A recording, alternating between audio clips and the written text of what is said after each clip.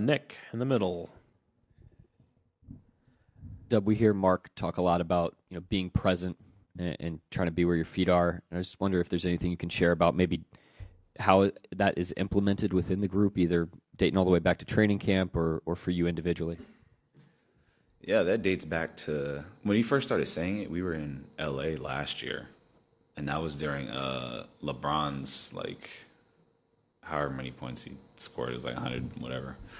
But just like the idea behind it for that was there's going to be so much going on in the arena during like Bron's moment that you kind of have to like be where your feet are. Like you have to lock in and stay present in the moment. And from there, we kind of just ran with it. There's been so many outside factors and a lot of noise that have gone into like my last 3 years. And then obviously like being in the finals, the cup, all that stuff, that it just kind of became like a little like team mantra. It's just something to kind of remind us of like how far we've come, and like the more we can get back to zero, the better we'll be. Tim up front. You guys are ahead on point differential in 3 of the 4 quarters of the series. And the exception obviously being the fourth quarter. As you've studied it, as you guys have met, what has to change for you guys to be able to finish the way you've played in the first 3 quarters in the series? Just not having any let up defensively. That's our identity, and we've kind of like strayed away from it a little bit. I think when you're scoring at a good rate, sometimes it can drop off a little bit, and that's just something that we've looked at. And there will be some game plan adjustments for sure, but a lot of that is just like competing. I don't want to say competing because that sounds like you're out there not trying, but I think just defensively, like locking in on a lot of the little things, to not let them get comfortable and make those bigger runs late in the game. Standing on the left. J-Dub, Modest Bazelis, NBA player correspondent. I wanted to ask you guys, you guys are down 2-1. How are you feeling mentally? And, there's a lot of games in the season. How are you guys feeling, like physically, mentally, and how are you guys staying prepared? Yeah.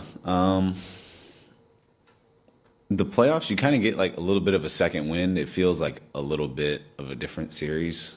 We were fortunate enough to get like a week off in between 2 of the series, so that's helped a little bit. So my body has actually been pretty good. One thing that I got to learn earlier in my career, even though it's only my 3rd year, was just the way you take care of your body in the summer and during the season helps you for the playoffs. I think I did a really good job of that this year, so my body feels really good. I've been able to like find different outlets to keep my brain active that don't have anything to do with basketball. So like I write, I still like just try and like talk to my friend group as much as possible. Just like do anything, kind of keep my mind off of the series all the time and kind of go from there. And, I've always said it, like just being able to get back to whatever your zero is helps you kind of figure out and navigate just like the NBA and all the craziness that comes with it. 3rd row on the left. Jalen, you talked a few seconds ago about blocking out the noise. What does that look like, especially as the playoffs get this deep and more significant? And how much better have you gotten at that over the course of your career? Yeah. No, I mean, I literally block out the noise. Like Layla has my headphones, so I usually walk around with those, to be honest, so people don't talk to me. But other than that, it's just, you just got to find something else that makes you, I don't want to say happy, but just allows you to kind of like escape reality a little bit.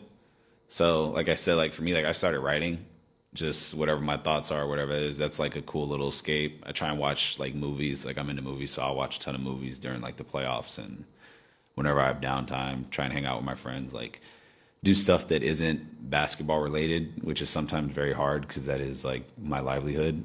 And you just get better with it as time goes on. Like you find more and more interest with stuff. And yeah, I just kind of go from there. But obviously, like so much of my life obviously has to do with basketball and this and that. And, you're watching film all the time. You're trying to find ways to get better. So just over the course of time, I've just found other things that I like, and I try and do that in my spare time. Anyone with a final question? Thank you, Jalen. Yep.